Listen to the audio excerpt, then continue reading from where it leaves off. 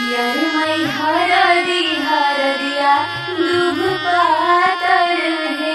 यार मई हरदिया दुभ पातर है।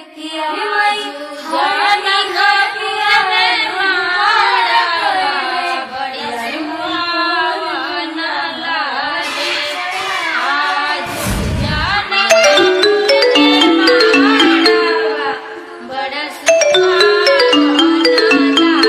हेलो। हाँ हेलो। कहाँ बाला? घरे बनी। अरे जल्दी आवा ना। अरे इतना जल्दी कब आ? हमरा ये सब कुछ नहीं सुने के, जल्दी आवा ना। अरे तो इतना घबराइल काहे बड़े? हमरा जिंदगी और मौत के सवाल बा, प्लीज जल्दी आ जाना। ठीक बा आओ।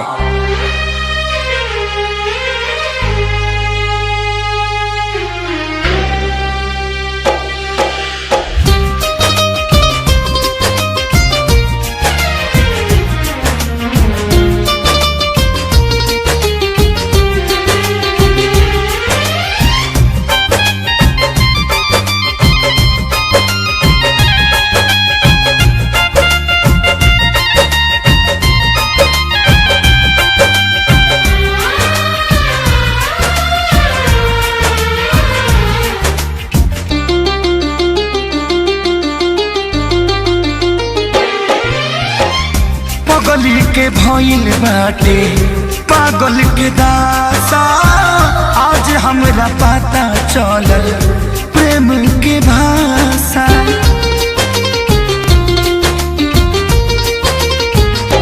हाँ पगली के भइल बाटे पागल के दासा, आज हमरा पता चलल प्रेम के भाषा।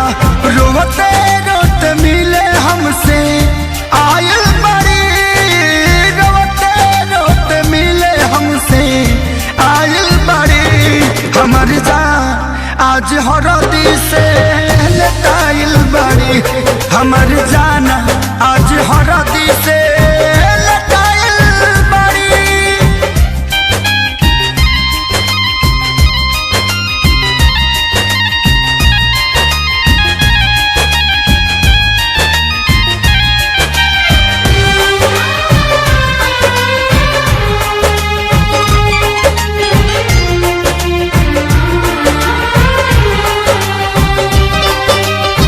घर परिवार देख खोजत होई जा, छतिया पमुड़ी धके रोवा तारी एही जा।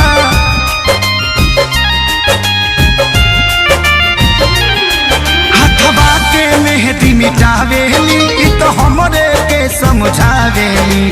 अखिया बाल राइल पागा लाइल बड़ी, अखिया बाल राइल पागा लाइल बड़ी। हमर जान आज हरद से लटाइल बड़ी, हमर जाना आज हरद से लटाइल बड़ी।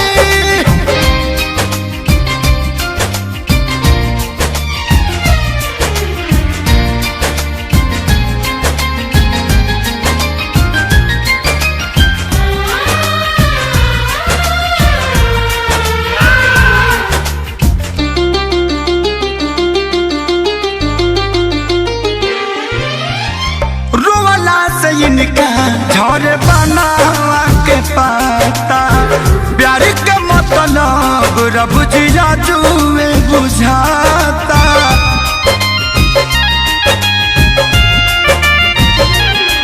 हम इनका से तनिको खफा नहीं थी, काहे की जान बेवफा नहीं थी।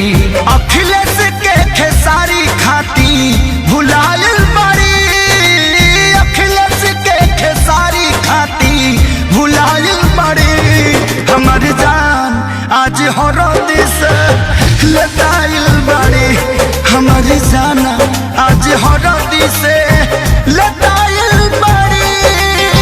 ए जा, हम तो के छोड़ के ना जाए। सुना, कुर्बानी के नाम ही तो प्यार होला, और प्रेमी से बढ़ के परिवार होला।